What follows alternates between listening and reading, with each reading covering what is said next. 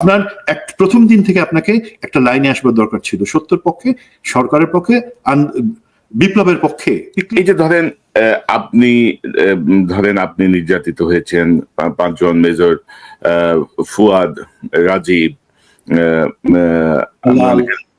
হেলাল আছে, রেজা আছে। জি।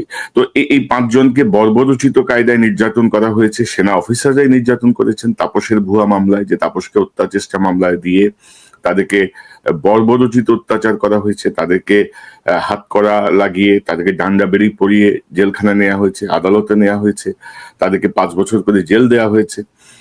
তারপরে ধরেন বেগম খালেদা জিয়া 3 বারের প্রাইম মিনিস্টার, তিনি সাধারণ কারাগারে কাটিয়েছেন বহু বছর, বেশ কয়েক বছর। তারপরে তাকে নেওয়া হয়েছে, তার বাসাকে সাবজেল ঘোষণা করা হয়েছে। ব্রিগেডিয়ার রহিম এনএসআই, তো উনি তো ধরেন বিনা চিকিৎসাতে জেলখানাতেই মারা গেছেন এবং বলা হয়েছে তাকে হত্যা করা হয়েছে চিকিৎসা না দিয়ে। জেনারেল রাজ্জাকুল হায়দার, তিনি গত 15 বছরই তো কারাগারে কাটিয়ে দিয়েছিলেন, জেলখানায় বন্দী ছিলেন। তো সেই সময়গুলাতে আমরা কিন্তু ধরেন সেনাবাহিনীর এত আবেগ কিন্তু দেখি নাই, সেনাবাহিনীর এত আবেগ দেখি নাই। তারপরে ধরেন বিডিআর এর 57 জন অফিসারকে হত্যা করার পরেও সেনাবাহিনীর মধ্যে আমরা এত আবেগ দেখি নাই। কোনো যারাই প্রতিবাদ করতে গেছেন 180 জনের মতো বিভিন্ন অজুহাতে চাকরি হারিয়েছেন, তাদের ব্যাপারে সেনাবাহিনী কোনো প্রতিক্রিয়া দেখি নাই। এখন এই যে কিছু সংখ্যক গুম খুনি অভিযুক্ত, আমরা কিন্তু বলছি না তারা সম্পূর্ণভাবে দায়ী, আমরা বলছি তারা এখন অভিযুক্ত, বিচারের পরে আমরা বুঝতে পারবো যে কে কতটুকু দায়ী বা কি বেরিয়ে আসে। সেটা নিয়ে সেনাবাহিনীর আবেগের জায়গাটা এত কেন? হাসিনা যেমন বলছে যে সেনা আইনে বিচার হতে হবে, সেনা আইনে বিচার হতে হবে, সেনাবাহিনীর আইন আছে, সে আইনে বিচার হতে হবে, সেই বিষয়টা নিয়ে আপনি একটু বলবেন। পাশাপাশি ইদানিং আরেকটা প্রচারণা শুরু হয়েছে, আমি যদি দেখি যে ধরেন মতির প্রথম আলোর সংবাদ হচ্ছে কর্মকর্তাদের সেনা হেফাজতে রেখে ট্রাইব্যুনালে আনা নেওয়ার চিন্তা, এবং আমি দুটো লাইন যদি পড়ি, মানবতা বিরোধী অপরাধের অভিযোগে করা 3 মামলায় গ্রেপ্তারি পরোয়ানা জারির পর 15 কর্মকর্তাকে হেফাজতে নেওয়া হয়েছে, তাদের বিচার শেষ না হওয়া পর্যন্ত সেনাবাহিনী নিজেদের হেফাজতে রাখতে চায় বলে সংশ্লিষ্ট সূত্র থেকে জানা গেছে। এটা হচ্ছে মতির সূত্র, সংশ্লিষ্ট সূত্র, এটার কোনো ভিত্তি নাই। এই বিষয়ে সেনা কর্তৃপক্ষের একটা ভাবনা হচ্ছে বিচার শেষ না হওয়া পর্যন্ত আসামি হওয়া এসব কর্মকর্তা সেনা হেফাজতে থাকবে, মামলা নির্দিষ্ট তারিখে সেনাবাহিনী এদের আন্তর্জাতিক অপরাধ ট্রাইব্যুনালে হাজির করবে, আদালতের কার্যক্রম শেষে আবার হেফাজতে নিয়ে যাবে। তো আপনি কি হাসিনার সাথে বর্তমান যে সেনা কর্তৃপক্ষ যে রেফারেন্স মতির প্রথম আলো দিচ্ছে, কোন যোগসাজশ খুঁজে পাচ্ছেন? এবং এটাকে আপনি কিভাবে দেখছেন? আমি প্রথমটা আগে কভার করিনি, অবশ্যই আমি সুযোগ খুঁজে পাচ্ছি এখানে সেনাবাহিনীর সাথে। এটা হচ্ছে হাসিনা যে ন্যারেটিভটা দিতে চায় বা ভারত যে ন্যারেটিভটা দিতে চায় আমাদের কাছে, সেটা কিন্তু আমরা গত 25 বছর ধরে দেখতেছি প্রথম আলো সেই জিনিসটা খুব যত্নের সাথে করে আসতেছে, এবং তাদের এডিটোরিয়াল পলিসি এবং সেটার এক্সিকিউশন এত নিখুঁত যে আমরা কিন্তু ধরতে পারি না যে তারা আমাদেরকে যে স্লো পয়জনিং করে করে আজকে এখানে আনছে সেটা। এবং আপনি জেনে রাখেন 3টা এলিমেন্ট, একটা হচ্ছে প্রথম আলো এবং তার মতন ভুয়া মিডিয়া, হাসিনা এবং ভারত, আরেকটা হচ্ছে আমাদের দেশের ভিতরে যে সুশীল চক্র আছে, তারা বিভিন্ন টকশোতে এসে, আপনি আমাকেও গালি দিতে পারেন যে আমি হয়তো ভুয়া বলতেছি, বাট আমি ফ্যাক্ট ছাড়া কোনো কথা বলি না, তারা কিন্তু এই জিনিসটা করে যাবে এবং করবে এটা একটা বিভ্রান্তি ছড়ানোর জন্য, হাসিনার ন্যারেটিভটাকে জায়েজ করার জন্য তারা এই ধরনের কথা বলবে। এবং আমি মনে করি সাবজেল বা অন্যান্য সংক্রান্ত যে জিনিস, তাদেরকে গ্রেফতার করা সংক্রান্ত জিনিস, আদালতে হাজির করার জিনিস কোথায় থাকবে, সেই জিনিসগুলোর ব্যাপারে আইসিটির মিস্টার তাজু, ব্যারিস্টার তাজু, উনি কিন্তু একটা সুন্দর ব্যাখ্যা দিয়েছেন এবং আমরা ব্যাখ্যা পাচ্ছি, আমরা অপেক্ষা করছি সেই কয়টা দিন তাদের বক্তব্য শোনার জন্য। এখন প্রথম পার্টটাতে আসি, যেখানে বলছেন যে তখন যখন এই ধরনের সেনাবাহিনীর অফিসারদের নির্যাতন করা হলো, হত্যা করা হলো, তখন কোনো প্রতিবাদ আসে নাই কেন? এখন এখানে অনেস্টলি বলতে প্রতিবাদ হয়েছিল। একজন দর্শক একটা প্রশ্ন করছেন যে আমাকে যখন গুম করা হলো তখন আমার সহকর্মীরা কি করছিলেন।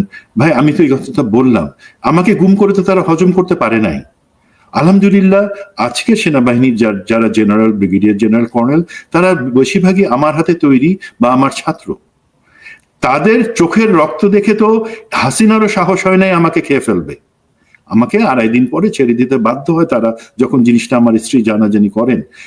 পরবর্তীতে যখনই ধরেন যে অফিসাররা প্রতিবাদ করছে, হয় তাদেরকে চাকরিচ্যুত হয়েছে, 180 জন চাকরিচ্যুত হয়েছে, কিন্তু এই একই কারণে তারা বলছে না আমরা এই অন্যায় মানি না। দেন মেজর জাহিদ, তাকে খুন করা হয়েছে, সে অন্যায় মানতে চায় নাই। মেজর সৈয়দ জিয়াউল হক, তাকে জঙ্গি বানাই হত্যার চেষ্টা করা হয়েছে, পরবর্তীতে জঙ্গি ট্যাগ লাগে, এখন সেও প্রতিবাদ করছে।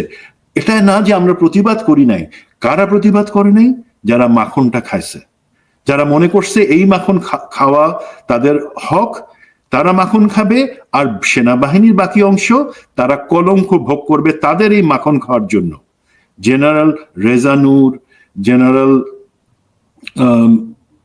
এমন অনেকে আছেন যারা তাদের হক মনে করছিলেন, সেগুলা তারা প্রতিবাদ করে নাই। বাট আপনি যান, এই যে দেখেন 3 তারিখ থেকে বা তার আগে থেকে জেনারেল ওয়াকারকে একটা পজিশনে নিয়ে আসা যে আমরা আর গুলি চালাবো না, আমরা জনতার পক্ষে, সেটা কারা করছে ভাই? বাইরে থেকে কেউ বলে নাই, আমেরিকা বলে নাই, অন্য কেউ। সেটা আমাদের সেনাবাহিনীর এই অফিসার, যাদেরকে আমরা অনেকে একদম জেনারেলাইজ করে গালি দেওয়ার চেষ্টা করছে, টিএসসির সামনে ইউনিফর্ম পরায় খুনিদের ভাই, খুনিরা খুনি, তাদেরকে ল্যাংটা করে আপনি সেখানে তাদের এই প্ল্যাকার্ড দাঁড় করান, তাদেরকে ইউনিফর্ম পরাচ্ছেন কেন? সেইটার প্রতিবাদ কিন্তু, তাদের ব্যাপারে প্রতিবাদ এই আজকের অফিসাররা করছেন, যারা আছেন সেনাবাহিনীর বিভিন্ন বাহিনীর। সেই কারণে জেনারেল ওয়াকার বাধ্য হয়েছেন তার অবস্থানটাকে ক্লিয়ার করে দেওয়ার জন্য খুনি হাসিনার সামনে, না আমি আর পারবো না, এবং হাসিনা পালাতে বাধ্য হয়েছে। এখন কোন প্রক্রিয়া, সেখানে জেনারেল ওয়াকারের কতটুকু ভুল আছে সেটা আমি আগে বলছি, এবং আমি সেখানে বলবোই, অবশ্যই জেনারেল ওয়াকার আমি বলবোই। আপনার প্রথম দিন থেকে আপনাকে একটা লাইনে আসবার দরকার ছিল, সত্যের পক্ষে, সরকারের পক্ষে, বিপ্লবের পক্ষে ক্লিয়ারলি বলে দিতেন। আপনি যদি সেটা মনের ভিতরে ভিতরে সেই পক্ষে থাকেন, বাট আপনার কিছু কাজ, যে কাজে আমরা মনে করতে পারি যে না, আপনি কেন হাসিনাকে সেফ এক্সিট দিচ্ছেন, কেন আওয়ামী লীগ পুনর্বাসনের কথা বলছেন, তখন কিন্তু আমাদের সেইটুকু সন্দেহ আপনার কারণেই সেগুলো দূর হয় না, সেনাবাহিনী দুর্বল হয়ে যায়।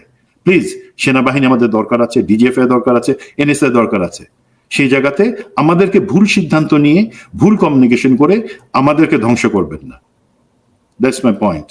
আর এখানে কি আপনি সেনা আইনে বিচার হতে হবে, এরকম কোনো বাধ্যবাধকতা কি আপনি? নো, এটা আমরা ক্লিয়ার করেছি আপনার সাথে দুইটা। দেখেন কনক ভাই, এই জিনিসটা নিয়ে আলহামদুলিল্লাহ আপনি কিন্তু গত 1 মাসে অনেক প্রোগ্রাম করে, যারা তখন অন্য অনেক জিনিস নিয়ে ব্যস্ত ছিল, রং তামাশা নিয়ে, আপনি অনেক রিস্ক নিয়ে, অনেক গালি খেয়ে এই প্রোগ্রাম করেছি।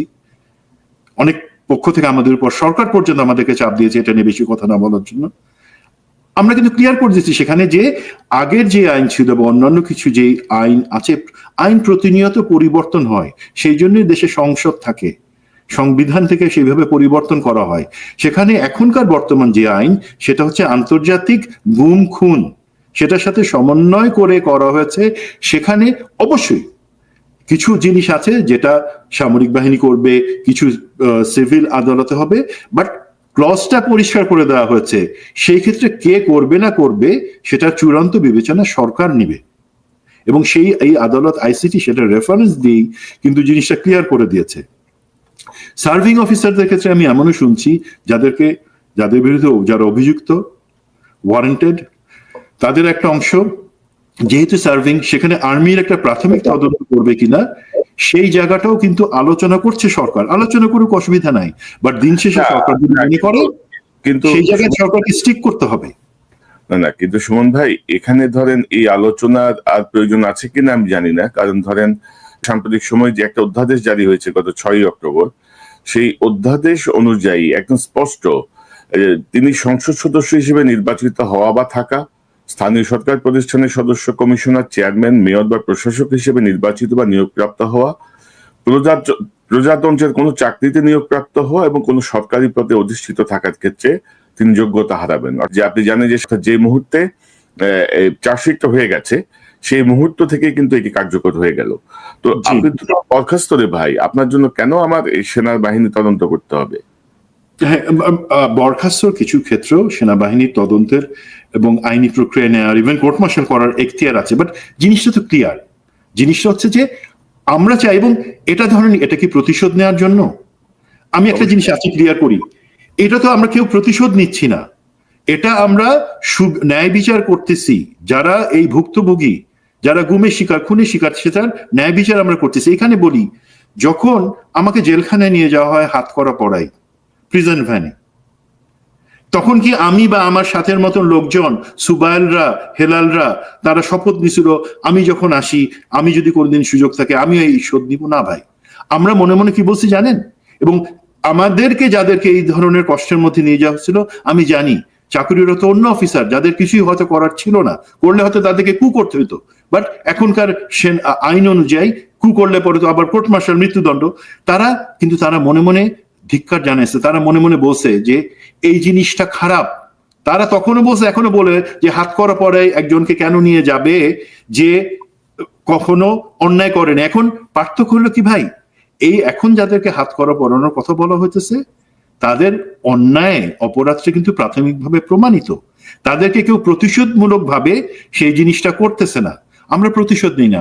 আমার জীবনে যদি কোনো কষ্ট থাকে, কেউ অন্যায় করে থাকি, আমি আল্লাহর কাছে বলি, আল্লাহ আমাকে তৌফিক দাও, আমি যাতে এমন জায়গায় যেতে পারি এই ধরনের অন্যায় যাতে আর কেউ কারো উপর করতে না পারে, সেটা আমি দেখব।